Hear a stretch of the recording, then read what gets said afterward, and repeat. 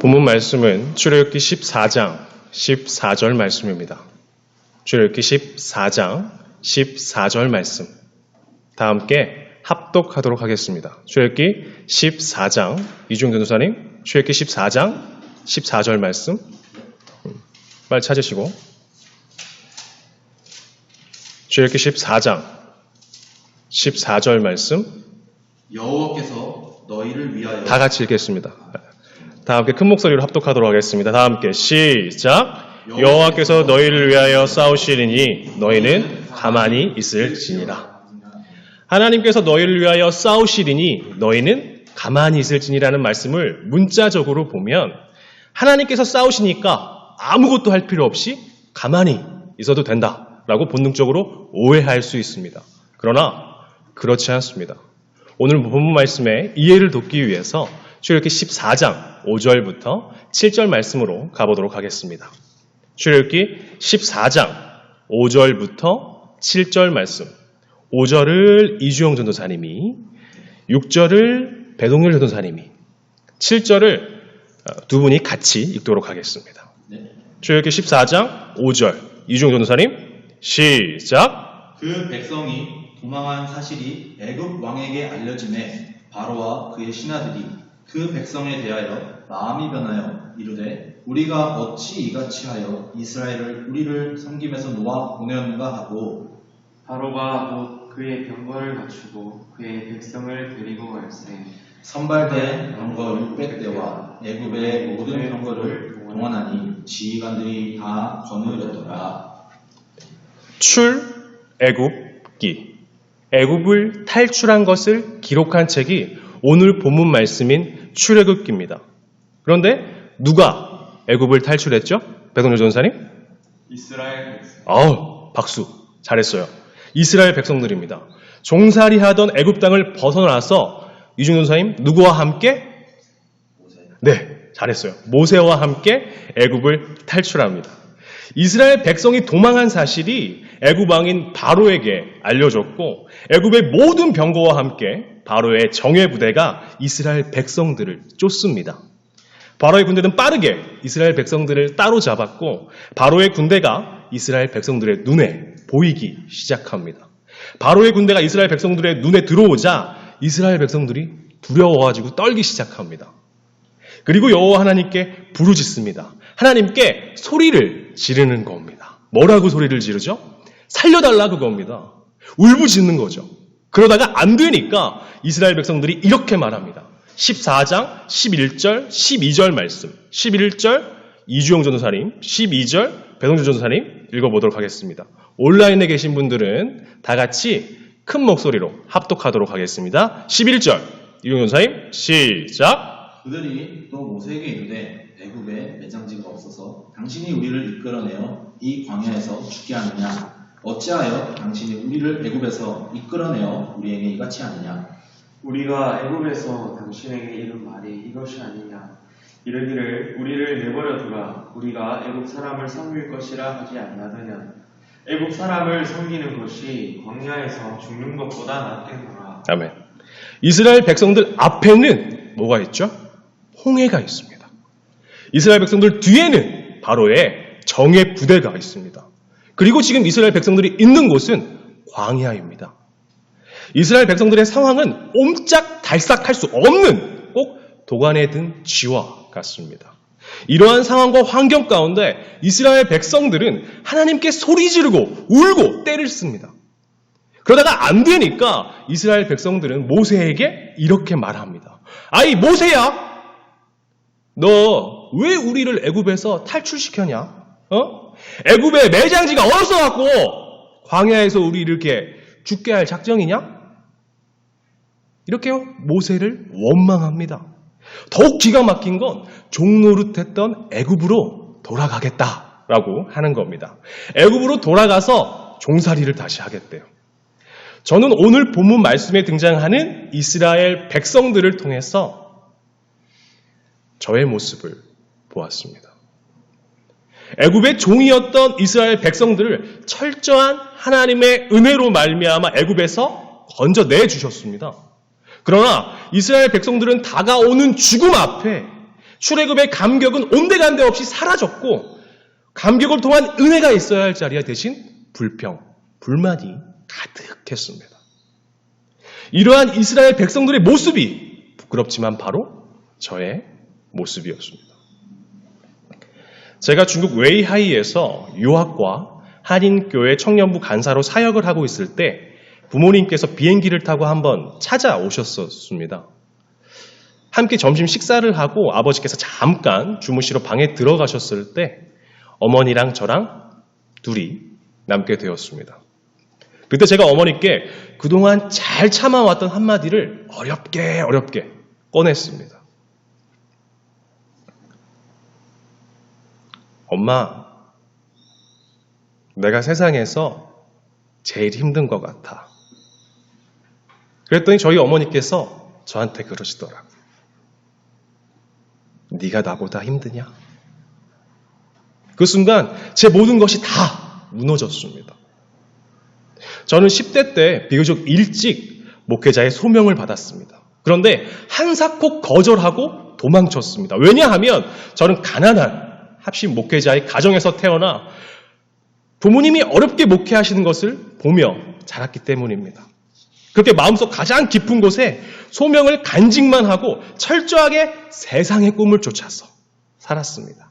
세상에 푹 빠져 20대를 보내고 있을 때 저는 생각지도 못한 사고로 총 8번의 수술을 하였습니다. 뿐만 아니라 서울에서 제일 좋은 대학 가려고 수능도 5번 보고요. 성악도 3년 배우고 뮤지컬도 2년 배웠습니다. 정말 열심히 살았어요. 그래서 돈을 많이 벌고 싶었습니다. 이모부는 한국의 유명한 메가처치의 부목사로 계시다가 결국 대형교회 목사로 청빙받아 가셨고 사촌 형, 동생들은 서울에서 제일 좋은 곳, 강남 그런 곳에 좋은 차 타고 다니는데 상대적으로 저희 집은 가난했습니다. 돈 많이 벌어서 교회에 헌금을 가장 많이 하는 장로가 되자던 지금 생각해보면 참 헛된 꿈이 그때는 쉽게 포기가 안 되더라고요. 소명도 중요한데 어떻게든 도망치고 싶었습니다. 공부했던 것들을 살려서 중국에서 음반기획사를 만들고 제 주변에 유명한 작곡가 그리고 투자자 등들을 모아서 회사를 세웠습니다. 근데 정말 재수가 없게도 그때 사드가 터졌습니다. 사드 이후 한한령, 발음도 어려워요. 한한령이라는 것이 생겼습니다. 한국 연예인들과 작곡가들이 중국 시장에 진출하는 것을 금지하는 것입니다. 그런데 제가 포기를 했을까요? 안 했을까요? 배우면 선생님, 제가 포기했을까요? 안 했을까요? 그렇죠? 안 했어요. 제가 포기가 안 되더라고요. 포기가 안 되고 있을 때 저희 부모님께서 비행기를 타고 저를 찾아오신 거였어요. 그때 전혀 생각지도 못한 일이 터졌습니다. 저희 아버지께서 합신 전남로에 노회장도 몇 번 하시고 교회 건축도 했고 100명, 200명가량 성도들이 건강하고 아주 잘 성장하고 있는 교회였는데 그 교회가 빚을 감당치 못해서 교회 문을 닫게 됐습니다. 살던 집까지 빼서 빚을 갚았는데도 감당이 안 됐습니다. 뿐만 아니라 교회를 매각하는 과정에서 사기까지 당하게 되었습니다. 나중에 알게 됐는데요. 그 작은 교회에서 한 달에 1,000만 원씩 성교 헌금을 했더라고요. 경제가 어려워져서 성도가 줄면 성경 헌금을 멈췄어야 되는데 저희 아버지가 바보같이 그거를 그렇게 멈추시지 않았던 겁니다. 그러니까 안 되니까 빚을 지고 또 졌던 거예요. 제가 제일 힘들었던 게 저희 아버지 주변에 참 사람이 많았습니다. 근데 아버지께서 제일 힘드실 때 사람이 없더라고요. 개혁주의를 소리 높여 외치면서 바른 신학이 하던 합신 사람들은 다 어디로 간 걸까? 그렇게 아버지 주변에 아무도 없다는 게 저를 더 힘들게 했습니다. 결국 제가 중국에서 섬기고 있던 교회에서도 버틸 수가 없어서 나오게 되었습니다. 저 혼자던 청년부가 부흥에서 50명 등록, 30명이 매주 출석하는 한인교회로 웨이하에서 가장 청년부가 많이 모이는 교회로 2년 만에 괄목할 만한 성장을 했는데 그 사건 이후로 제 자리를 지킬 수가 없었습니다. 중국을 너무 사랑해서 선교하기 위해서 중국에 갔는데 정작 제 안에 모국인 한국을 사랑하는 마음이 없었습니다. 제 안에 사랑이 있어야 할 자리에 대신 분노뿐이었습니다. 이 사실이 저를 더 비참하게 했습니다. 그 시기에 제게 공황장애가 왔습니다. 사람이 너무 두렵고 무서웠습니다. 밖에 나갈 수가 없더라고요. 8번의 수술을 통한 숨 쉴 틈 없는 고통의 20대를 보냈으니까 제게 더 이상의 고통이 없을 줄 알았는데 저의 아주 위대한 착각이었습니다. 그러던 중에 부모님이 교회를 정리하시고 제가 있던 중국으로 잠깐 오신 거예요. 그리고 그때 저희 어머니께 제가 해서는 안 될 말을 한 거죠. 엄마, 내가 세상에서 제일 힘든 것 같아. 그때 어머니께서 제가 그러셨어요. 네가 나보다 힘드냐? 그런 대답과 함께 제게 이런 말을 해주셨습니다. 하람아, 너한테서 자꾸 내 모습이 보여. 그래서 미안해. 세상의 것들을 쫓았던 엄마의 기질을 너한테 물려준 것 같아서 너무 미안해. 근데 하람아, 너도 알잖아. 하나님의 손을 뿌리치고 잡을 만한 가치 있는 것이 세상에 없다는 거야. 아빠 원망하지 마. 하나님 원망하지 마. 비록 지금은 너무 힘들지만 꼭 돌아가자. 누가 시키지 않았는데도 내가 한인교회 열심히 섬기는 모습을 보고 아빠도 엄마도 얼마나 감사하고 행복했는지 몰라. 하람아, 아빠 엄마는 여기까지야. 하람아, 이제는 내 차례야. 꼭 돌아가. 기도할게. 5번의 수능, 8번의 수술, 그리고 사업 실패로도 제 꿈을 포기하지 않았던 제가 부모님께서 섬기시던 교회 사건을 통해서 비로소 제 교회뿐만 아니라 제 자신을 십자가 앞에 내려놓게 됩니다. 하나님께서는 태초부터 저를 향한 계획을 가지고 계시고 그 계획을 반드시 성취하고 마시는 고집이 있으신 분이라는 걸 제 인생을 통해 알게 하셔서 그렇게 싫어하던 합신의 문턱을 넘을 수 있었습니다. 그리고 제 어머니의 기도처럼 지금 제가 이 자리에, 저희 아버지께서 서 계셨던 이 자리에 서 있습니다. 오늘 본문에서 이스라엘 백성들처럼 우리가 계획했던 일이 우리의 뜻대로 이루어지지 않을 수 있습니다. 그때 우리는 이스라엘 백성들처럼 불평불만할 수 있습니다. 제가 그랬던 것처럼 교회를 뛰쳐나갈 수 있어요. 소리 지를 수도 있고 울 수 있습니다. 장난감 가게에서 장난감 안 사준다고 부모에게 떼쓰는 아이처럼 내 뜻과 내 계획이 이루어지지 않고 다른 방향으로 흘러간다고 울고불고 할 수 있다는 겁니다. 이게 좋은데, 이게 멋있어 보이는데, 이게 최고인데 왜 이거 안 사주냐 이거죠. 왜 이대로 안 해주냐 이겁니다. 왜 이렇게 나를 힘들게 하냐 이겁니다. 사랑하는 43기 동기 여러분, 여러분은 지금 어떤 상황 가운데 계십니까? 누군가는 사역지를 찾고 있고 누군가는 다음 사역지를 준비하고 있습니다. 우리 동기들 중에는 결혼을 준비하고 있는 동기들도 있고 2세를 위해서 기도하며 또 교회를 개척을 준비하고 선교를 준비하고 있는 분도 계십니다. 제가 여러분을 잘 아는 것 같은데 사실 그렇지 않아요. 왜냐하면 지금 여러분이 어떤 것으로 힘들어하고 계신지, 아파하고 계신지, 어떤 고난 속에 있는지, 그리고 저는 그 고난의 무게가 얼마나 큰지 알지 못합니다. 그러나 이것은 감히 안다고 자신할 수 있습니다. 우리가 겪고 있는 고난은 우리의 서로 다른 얼굴처럼 각기 다른 모양이겠지만 이 모든 것이 하나님께서 허락하셔야 가능하다는 사실입니다. 오늘 말씀에 등장하는 바로가 마음을 바꿨고 병거와 정예부대를 보내서 이스라엘 백성들을 쫓았으니까 바로가 나쁜 거 맞아요. 그래서 바로는 나쁜 놈! 이스라엘 백성은 우리 편 이렇게 생각하기 쉽습니다. 하지만 여러분, 바로의 마음, 즉 바로의 변심도 하나님께서 허락하셔야 가능한 것입니다.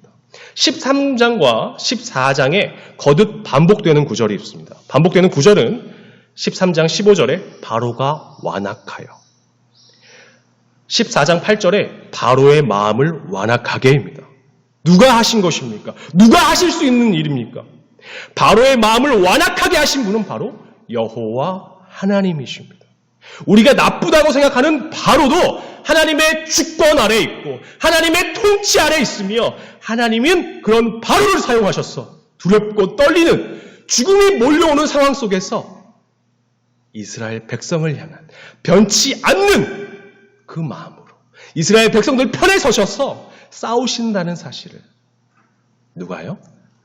이스라엘 백성들이 믿고 의지하게 하십니다. 우리가 걷는 길 가운데 어려움이 있을 수 있어요. 약속을 믿고 가는데 우리의 매일매일이 끝없이 펼쳐진 광야를 걷는 것 같고 홍해를 건너는 것 같을 수 있습니다. 약속을 믿고 가지만 우리도 이스라엘 백성들과 같이 불평불만할 수 있다는 겁니다. 사랑하는 43기 여러분, 그러나 어떤 상황과 어떠한 환경 속에서도 이것을 잊지 마십시오. 하나님의 때와 우리의 때는 다를 수 있습니다. 하나님께서는 하나님의 때에 모세와 이스라엘 백성들의 기도를 들으시고 홍해를 건너게 하십니다. 이스라엘 백성이 바다를 건널 때 불과 구름 기둥으로 애굽 군대를 어지럽게 하시며 하나님께서는 이스라엘 백성들을 위해 어떻게 하셨죠? 싸우셨습니다. 이스라엘 백성들이 바다를 건너고 뒤따르던 바로의 병사들이 하나도 남지 않고 수장을 당했습니다. 수장당한 바로의 군대를 본 이스라엘 백성들은 여호와 하나님께서 행하신 큰 능력을 보았습니다. 그리고 이렇게 행동했습니다.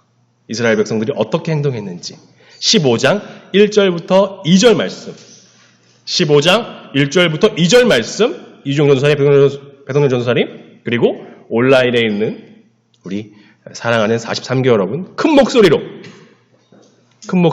합독하도록 하겠습니다. 15장 1절부터 2절 말씀 큰 목소리로 시작! 이때 모세와 이스라엘 자손이 이 노래로 여호와께 노래하니 이르렀으되 내가 여호와를 찬송하리니 그는 높고 영화로우시며 말과 그 탄자를 바다에 던지셨습니다. 여호와는 나의 힘이요 노래시며 나의 구원이시로다. 그는 나의 하나님이시니 내가 그를 찬송할 것이요 내 아버지의 하나님이시니 내가 그를 높이리이다. 아멘. 이스라엘 백성들이 찬양하였던 것처럼 여호와 하나님은 우리의 힘이시고 우리의 노래이시며 우리의 구원이십니다. 우리가 주의 종으로 앞으로 걸어갈 길 가운데 예상치 못한 고난이 있을 수 있습니다. 종의 길을 걷는다고 해서 생로병사가 면제되지 않고 가난할 수 있습니다. 43기 하국 가운데 내가 나이가 많아가지고 개척을 못하면 어떡하지? 올해 이 교회에서 내가 일을 못해서 잘리는 거 아닌가? 다음 사업지를 못 찾으면 어떡하지? 나 올해 결혼도 했는데. 결혼을 해야 하는데 집을 못 구하면 어떡하지? 자녀를 못 낳으면 어떻게 하지? 아이들 양육하려면 지금 사례로는 이거 안 되는데 어떻게 하지? 코로나 속에서 어떻게 내가 선교를 가야 되지? 내가 이제 나이도 있는데. 우리 눈앞에 있는 이러한 어려움이 나날이 쌓이고 쌓여서 두려움이 되어서 우리를 불만하게 할 수 있지만 하나님께서 우리를 위해 싸워주실 줄로 믿고 숨막히는 이 두려운 고난들을 오직 믿음으로 말미암아 이겨냈으면 좋겠습니다. 여러 가지 고난과 그리고 그 가난 속에 있는 지금 이 순간 이스라엘 백성들을 위해 싸우셨던 하나님이 우리 43기를 위해서 싸워주고 계십니다.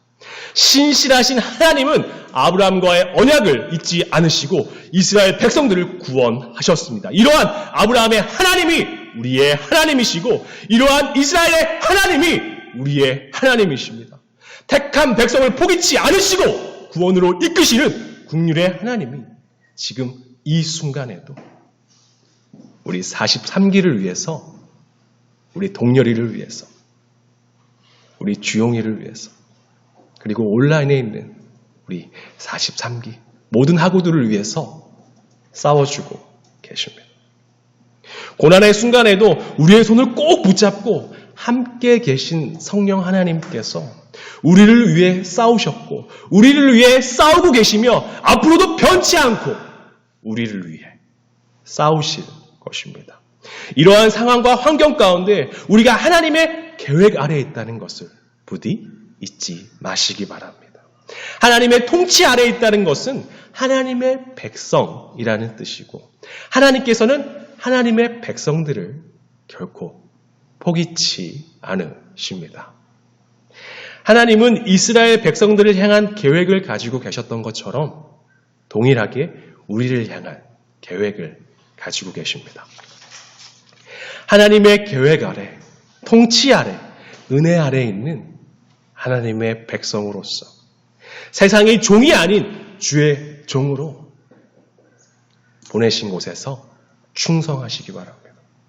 우리의 뜻과 계획을 십자가 앞에 내려놓고 약속되지 않은 내일이 아닌 바로 오늘을 찬양받기 합당하신 여호와 하나님을 온 마음을 다해 찬양하는 저희 43기가 되었으면 좋겠습니다.